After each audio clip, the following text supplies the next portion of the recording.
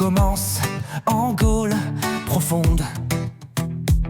Les tribus libres aux quatre coins du monde.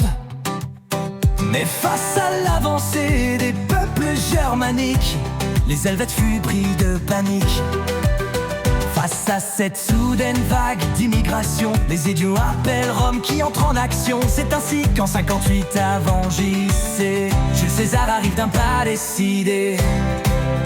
De la Belgique à l'Aquitaine, c'est en légion qu'avance l'armée romaine.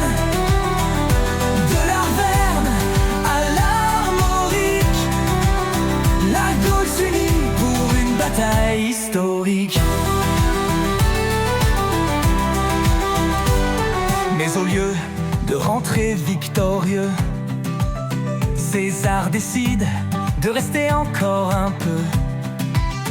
La Gaule est libre mais divisée. Les tribus sont fières mais désorganisées.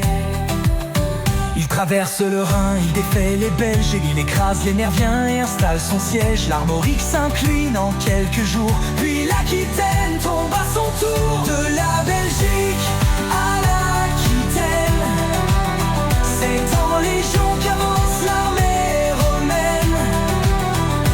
De l'Arverne à l'Armorique, la Gaule s'unit pour une bataille historique.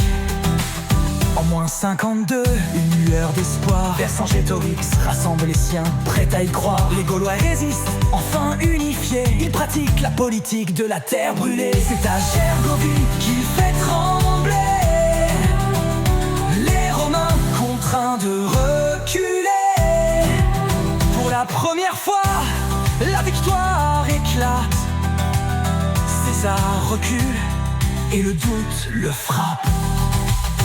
De la Belgique à l'Aquitaine, c'est en légion qu'avance l'armée romaine. De l'Arverne à l'Armorique, la Gaule s'unit pour une bataille historique. Mais César revient, c'est un bon stratège, et à Alésia il referme son piège. Les Gaulois encerclés par de murs dressés, la famine les frappe, ils sont assiégés. Après 6 semaines de lutte acharnée, Vercingétorix se rend, c'est terminé. Il dépose ses armes au pied des